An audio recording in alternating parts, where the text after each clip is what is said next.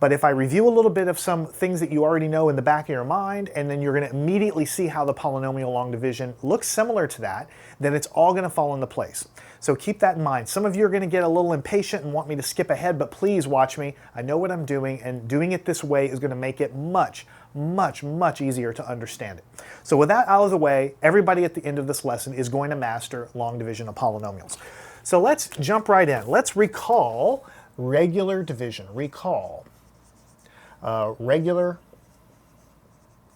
I'll call it regular because it just involves numbers, division. Right? Remember the concept. What you're doing is you're taking a number and you're dividing it by another number. So for instance, let's pick some very simple numbers. Let's take the number 19. We're going to divide it by the number 5. Another way of writing that is we can write it as a fraction. We can say 19 divided by 5 like this. However you want to write it, we can also use the little house thing that we're going to talk about here in a minute. But I'm using very small numbers because I want to get the concept down before we go into something more detailed. Nobody has to do this with a long division to understand how many times will 5 actually go into 19. Well, the way you do it is you say, well, 5 times 1 is 5. That's not big enough. 5 times 2 is 10. Okay, that's closer, but that's not big enough. 5 times 3 is 15, but 5 times 4 is 20, and that's too big. 5 times 4 is 20. That's bigger than the 19, so you got to back up a step and say 5 times 3 is 15. So what we say is that this division can go 3 whole times. Right? 3 whole times. But when it goes 3 whole times, and why, by the way, does it do that? Because 3 times 5 is 15, and that's as close as we can get to the 19 without going over, right? It's 3 whole times, but there's another part of it. And the other part of it is that there is a remainder. And the remainder in this case is that once you get as close as you can, 3 times 5 being 15, the remainder that you have is 19 minus the 15 is a remainder of 4. And the way you get that is you say the 19 minus 15. So this is all from basic arithmetic, right? You know that 5 can only go 3 whole times, but you're going to have some left over. And how much you have left over is the difference between the 15 that you ended up at and the 19 that you're trying to divide into. So there's 2 pieces of the puzzle here. How many whole times can the division happen? And then what is left over? Now, another way that you would write that is, if I were going to write it a little more compactly than that, is I would say 19 fifths. You might see it written like this, 3 with a little r and then a 4, right? So whenever you're in 4th grade or 5th grade or whenever you learn division, this is the first way you learn to write the answer down. You write it down as 3 with a remainder of 4. And you're taught to do that for larger and larger and larger problems. Whatever remainder you have at the end of the thing is you just write it as a remainder of 4. Now notice that if the remainder were not 4, if the remainder were 5, if there were 5 left over, well then you're dividing by 5, so you can never have a remainder bigger than this number, because if I did have a remainder of 5, then that would just go one more time into it and the answer would have been 4. So in other words, if it was 20 divided by 5, then you don't have any remainder at all, you just increment this one more up because the remainder has to always be less than what you're dividing by, okay? When you're in 3rd, 4th, 5th grade and you're doing division, you learn to write it as 3 remainder of 4 like this. But when you punch numbers in your calculator, you never see that. You never see something remainder something ever. You always see it written as a decimal, right? And the reason it's written as a decimal is because this remainder can be expressed as a decimal. What this remainder really means is that you have a leftover piece. You cannot go 4 times, you can go 3 whole times, and this 5 can go only a fraction of the way into the 19 again. I'm going to say that one more time because it's important.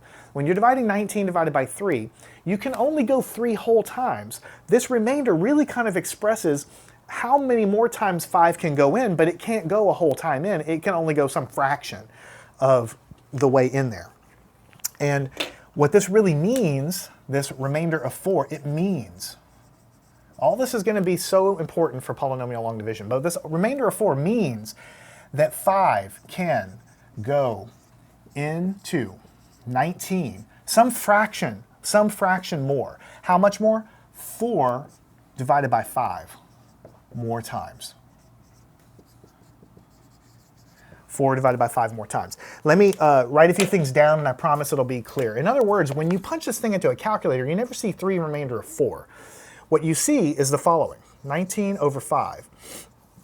It means that it can go 3 whole times with some remainder, a fraction, 4/5. The remainder you get, you just write it divided by this, because that is the fraction of the number of times the thing can go in again. How many fractions of 5 can it go in again? It can go 4/5 of a time. So it's 3 plus this remainder. And as you all know, this can be written as a mixed fraction, 3 and 4/5. Right? And if you punch this in a calculator, 4 divided by 5, and you add 3 to it, you're going to get 3.8. So when you put this in a calculator and you say 19 divided by 5, and you're going to get 3.8, you're never going to get 3 remainder of 4 or anything like that. The reason it's important is because when we do polynomial division, we're also going to get remainders.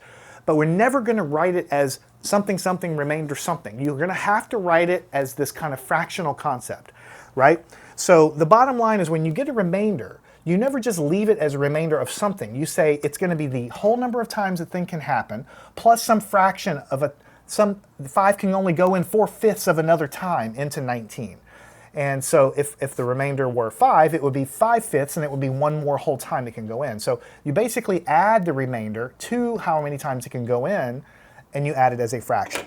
So bringing it all a little bit more into focus, you can write it like this, as the following. What you say is 19, if you were going to do this long division way, divided by 5. What do you do? Okay, the algorithm goes something like this. 5 can't really go into 1, so you don't really do anything with that. But you say, how many times can 5 go into 19? 5 can go into 19 3 times. Once you have the number on the top, you multiply 3 times 5, and you get 15. Then you make sure and put a subtraction sign there, and you subtract 19 minus 15, and you get a 4. Now you stop the division process when the number that you get at the bottom is smaller than the thing you're dividing by. Because if it would come out to a value of 5, then you could have divided one more time anyway. So this number is always going to be less, and when it's less than, you stop the division process, and then you say, as I already said several times, you have 3. It can go 3 whole times plus some fraction of a time, 4/5. 4/5 of a time, which we write as a fraction as 3 and 4/5. Right, 3 and 4/5. Now, oftentimes you're taught when you're doing basic math to check your work, right? And we're going to do that with the polynomial division too, so I'm going to review very briefly on how we check our work with this stuff too, because it's extremely important. So let me go over here, and you know what, I'm going to do it actually on the bottom. I'm going to do it on the bottom. There's 2 ways. Do I want to do it on the bottom? There's 2 ways to think about this, right? When you're doing division problems, to check yourself, you're saying that the answer is 3, remainder 4. Also, you can write it as 3 and a fraction 4/5, okay? The way to check it is you multiply what you get this times this, and you say, well, I'm going to check it by saying 3 times 5, and that I'm going to get 15. But then I have to add to that whatever the remainder that I had left over, which I had 4, which is 19, which is a check because you should get back what you have underneath there. Right? All right, that's one way to think of it. Multiply this, what's on the top, times what's out in front, you get 15 in this case. And then whatever you get, you add the remainder back to it, and you should always arrive with what you got in the beginning there. Okay? But there's another way to think of it, which is the way I actually want you to think about it from now on. Think like this. And the reason you're going to do it like this is because this is going to be how we're going to end up checking our work when we do the polynomial division. If we had 19 and we divide it by 5, we're saying essentially that the answer is 3 and 4/5. So I'm going to write it as 3 and the fraction of 4/5. This is kind of like the answer is sitting up top, okay? So instead of multiplying the 3 times the 5, getting the 15, and then adding the 4, when we express it as a fraction, then the answer is 3 and 4/5. This is what you would get in a calculator. It would be 3.8, right? So whatever you get on the top as a whole thing, you can check it by saying the following thing. You can say 5, what's out in front, times 3 and 4/5. And whatever you get as a total answer there should equal 19. But 3 and 4/5, don't forget, is 3 plus 4/5. That's what we mean when we write them together like this. It's 3 plus 4/5. So we can distribute the 5 in, and we're going to get 15.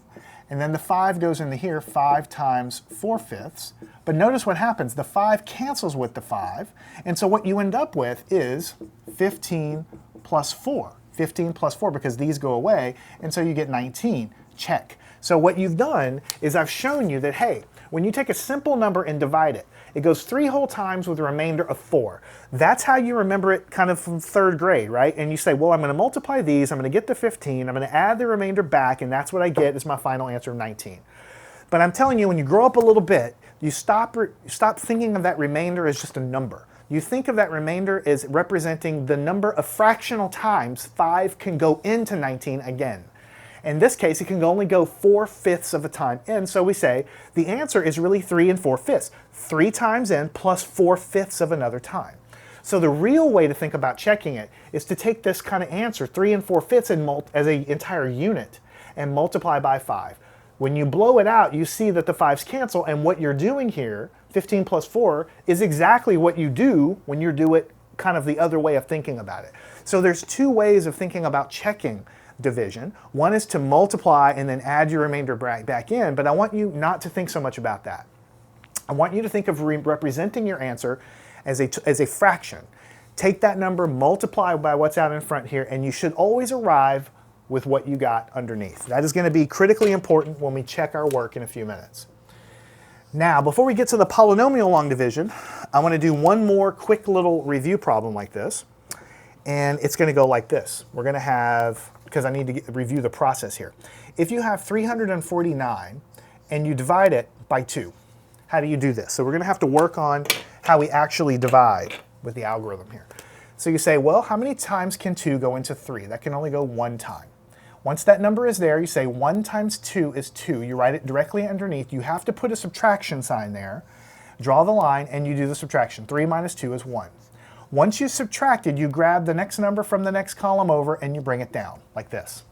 Now you say, how many times can 2 go into 14? And that can go exactly 7 times. Then you say, okay, 7 times 2 is itself 14. You have to subtract again. 14 minus 14 is 0, so I can leave it there. But then I have to grab the next number, which is 9. So I can kind of ignore the 0 if I'd like. How many times can 2 go into 9? 2 times 4 is 8, so I have a 4. Multiply 2 times 4, I get 8, subtract.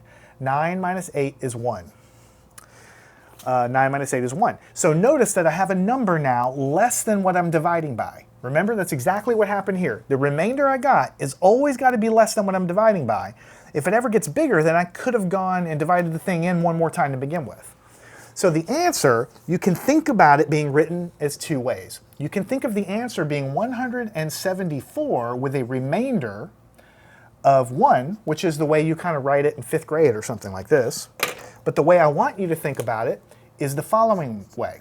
This number can be divided in there 174 times, but it can also go another fraction of a time. What's the fraction? It's the remainder divided by what you're dividing by. So 1/2. So it can go 174 and 1/2 times. That's 174 plus 1/2. So if you take 349 and you put it in your calculator divided by 2, you're never ever going to see it written as a remainder 1. You're going to see it written like this. This is where the fraction part comes from. It's the remainder divided by the 2 in this case. So let me just double check myself and make sure I'm on the same page. 174 and 1/2. Okay, now after all of that is out of the way, we're finally ready to do an actual polynomial long division problem. Believe me, spending a few minutes talking about this is going to make it much, much easier to divide polynomials. So we're going to take a simpler problem first, but we're going to gradually over the lessons here increase the complexity. So what we want to do is we want to divide the following. We want to say x squared plus 3x minus 4, and we're going to divide this by x plus 2. All right? Now it's a fraction, right? But all fractions represent division. All right? So what you have to do is translate, just like the fraction over there, we're going to translate that to the actual format that we're going to use. It'll be x plus 2 sitting on the outside, and then we're going to go under a house kind of thing, right? And on the inside, you're going to have x squared plus 3x minus 4. Now there's a couple of things I need to talk to you about before we actually do the division. The most important thing is that everything on the outside and everything on the inside it has to be written in decreasing powers of x.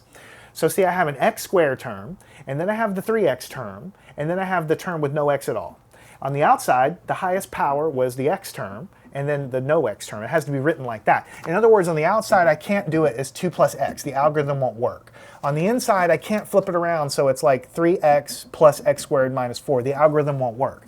You have to write it in decreasing powers of x on the inside and on the outside. That's important. And the second thing is, if you're missing a term, for instance, if I was doing x squared minus 4, and there was no 3x at all, then when I write it down, I have to fill in the blank. If there's no x term, I have to say x squared plus 0x minus 4. So you have to write them in decreasing powers of x, and if you're missing a term, you have to put a 0 term in place. You have to have the placeholders.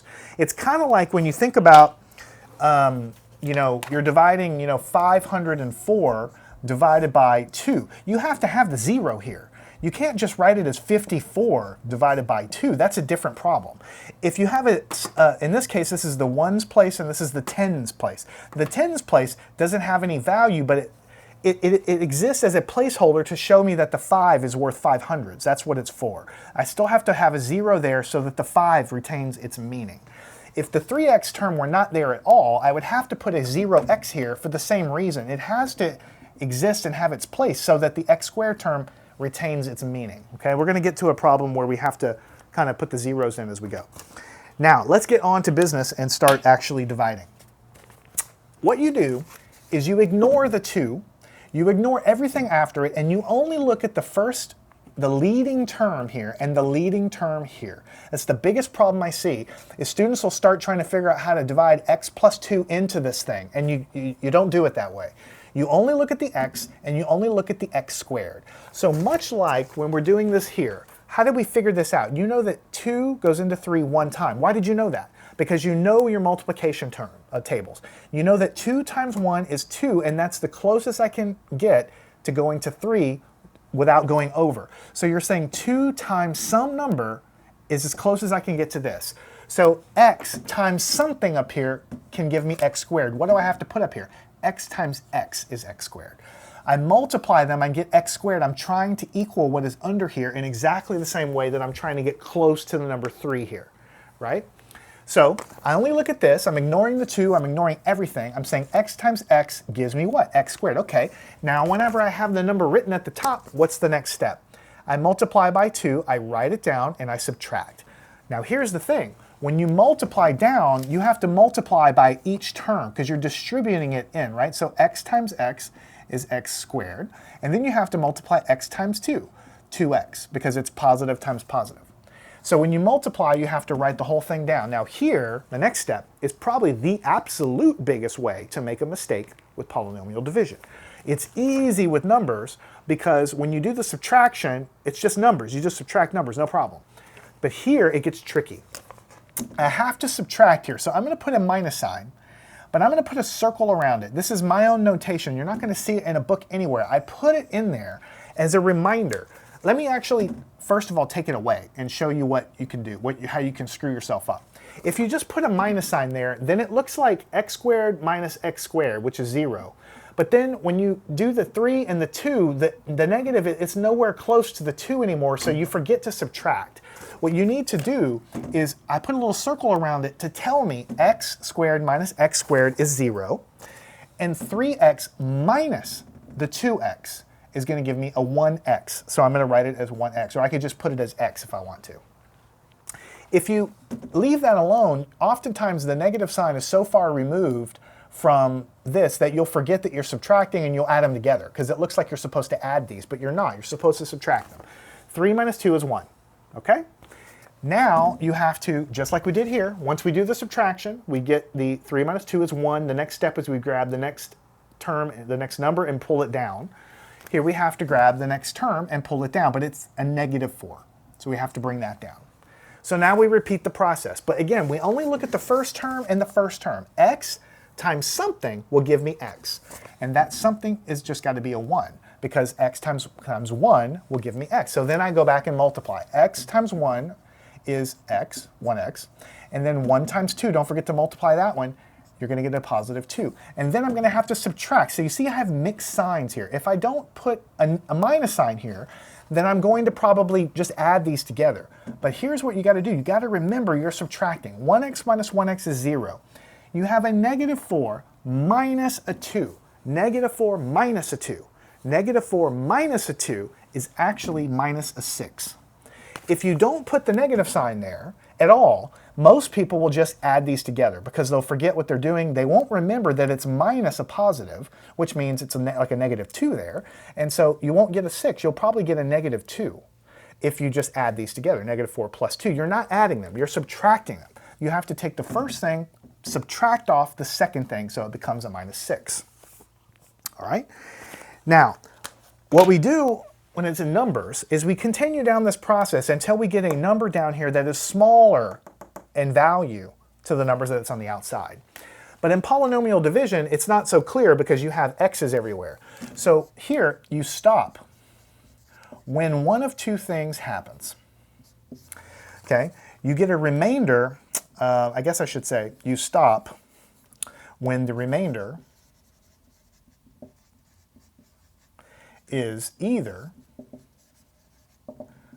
one of two things. If the remainder is 0, then you stop because the whole thing is done and there's no remainder at all anymore. Or you have a remainder that is a lower degree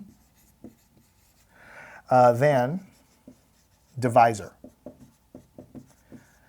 This number out here is called the divisor. So you see, in the regular numbers, we stop when the remainder is a lower value than the divisor. Here, we stop the process when the remainder we get is either 0 or it's a lower degree than the divisor. So some students will think, well, I can't stop because I have a 2 and a 6. But no. You're looking at the degree of this.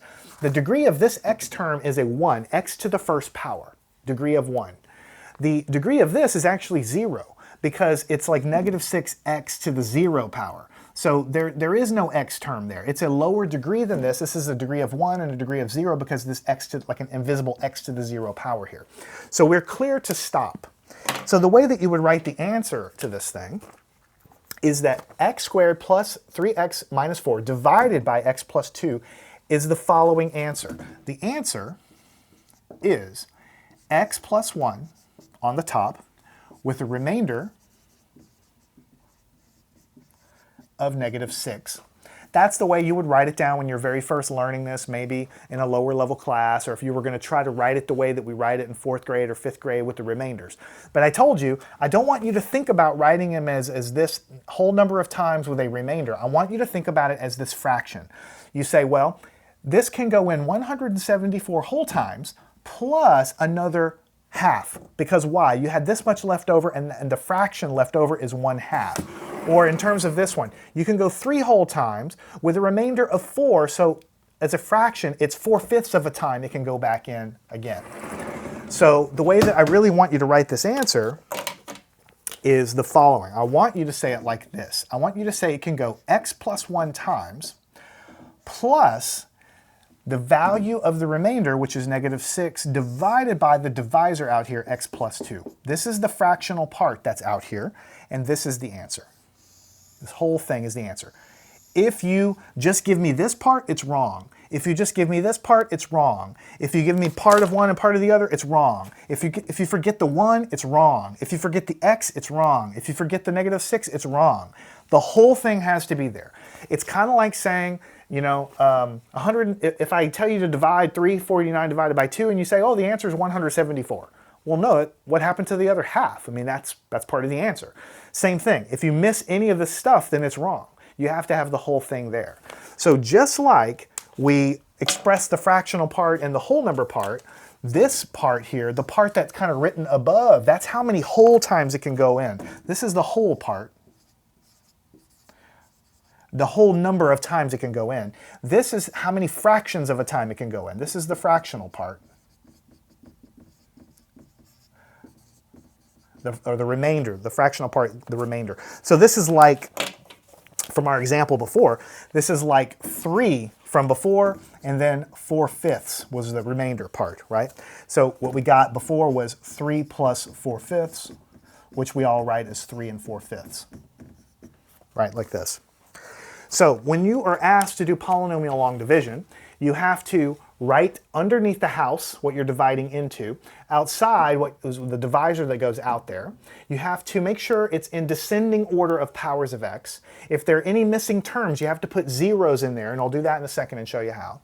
Then you go through the algorithm that we've done. You can watch as many times as you need to get the feeling for that. When you get a remainder that's a lower degree than what you had outside, you stop.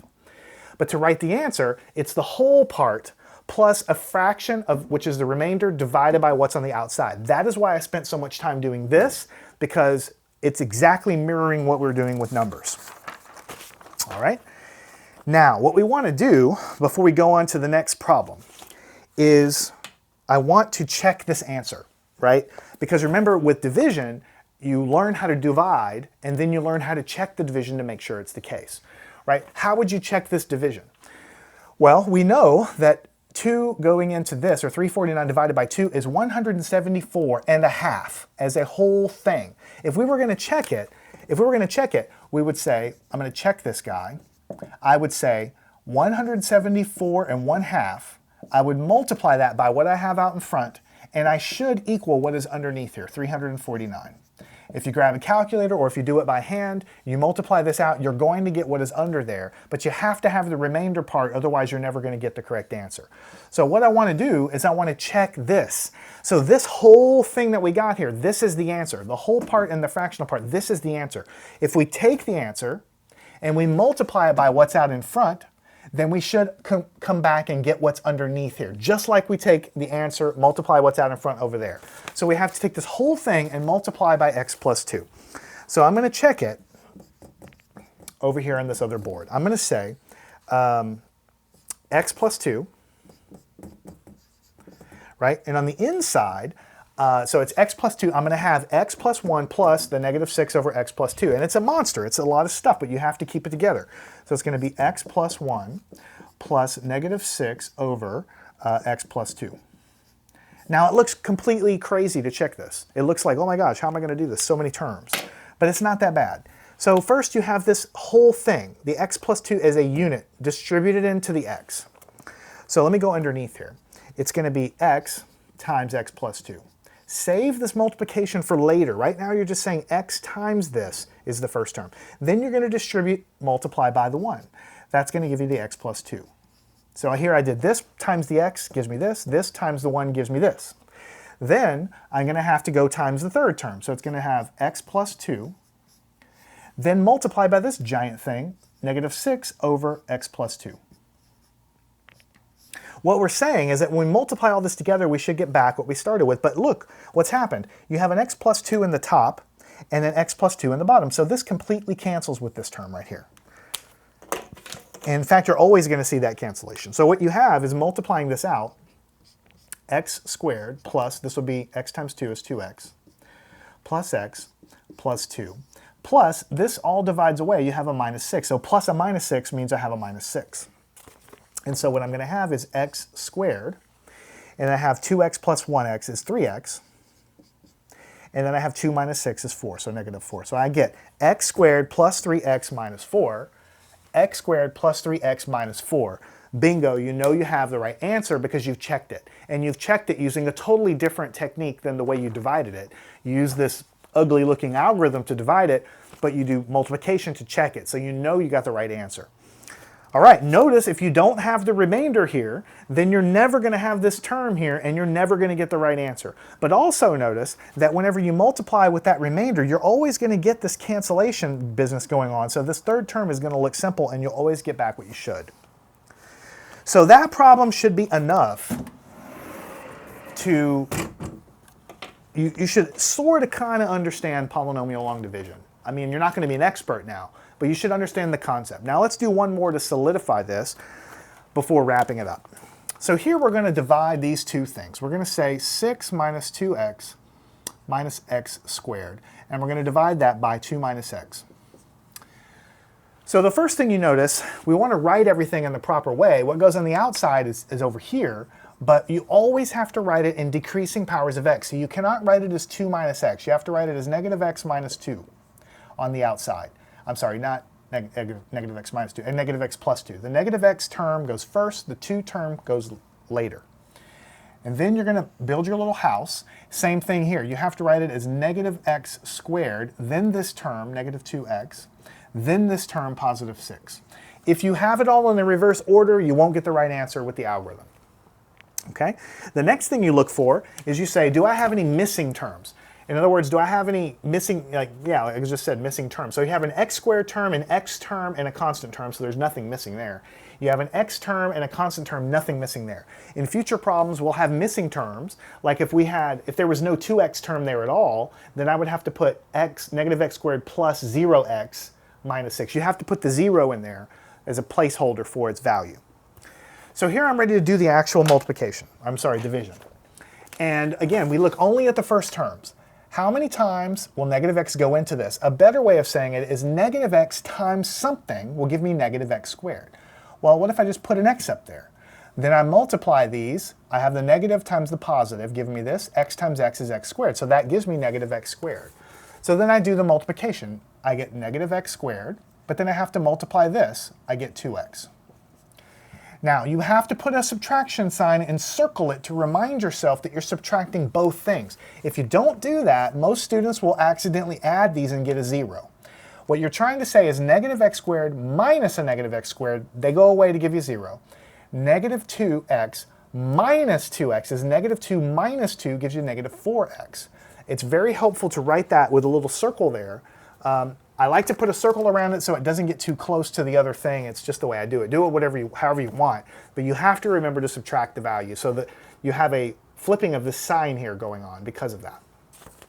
Once you do the subtraction, then you drag the next term down and you do the process again. Negative x times something will give me negative 4x. It has to be plus 4 because 4 times negative x is negative 4x. And then you go and say 4 times 2 is 8. So I need to subtract them, but again, you're going to accidentally add these if you don't put a little subtraction symbol there. So this minus this is 0. What is 6 minus 8? 6 minus 8 is negative 2. And you're going to get a negative 2. Now at this point, we have a degree of 0, which is lower than the degree of 1, so we stop. There's nowhere else to go because the remainder we got is a smaller degree than what we had over here. So we say we're done with the division process. So then to write the answer down,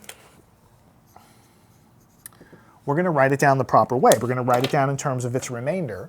So the answer that we got was x plus 4 whole times, plus a fractional remainder, which was negative 2 over what's out front, negative x plus 2. So this is the fractional part of the remainder. This is the whole number part of the remainder. This is the answer. So you have x plus 4 plus a negative 2 over negative x plus 2. It looks like a nightmare. I agree with you. It does. But this is the answer. If you don't give me the remainder, it's wrong. If you don't give me any part of this, it's wrong. You have to have the whole thing there. All right, so now what we want to do, and we're not going to do this for every single problem, is we're going to check our work. We're claiming this is the answer, which would be like if I had written the whole thing up here. So I take everything on top, multiply it by this. So I'm going to check it by saying that negative x plus 2 times the answer I get should recover what I have.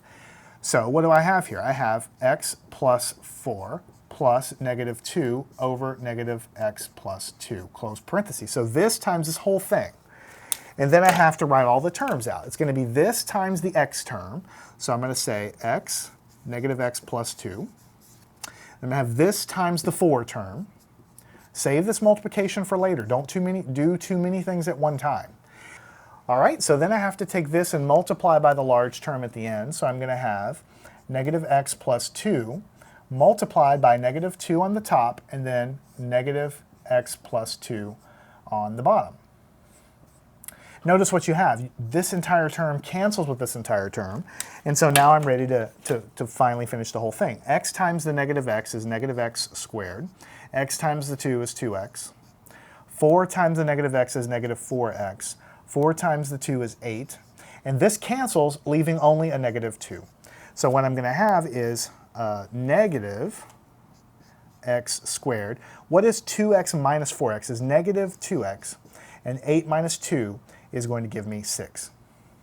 And so the answer I get is negative x squared minus 2x plus 6. Negative x squared minus 2x plus 6, that checks out. So in order to check it, you have to multiply by the whole thing, including the fractional remainder, and you just have to be careful the way you do it. We're not going to check every one of these problems, but I do want you to know how to check it because you're inevitably going to be asked that on an exam.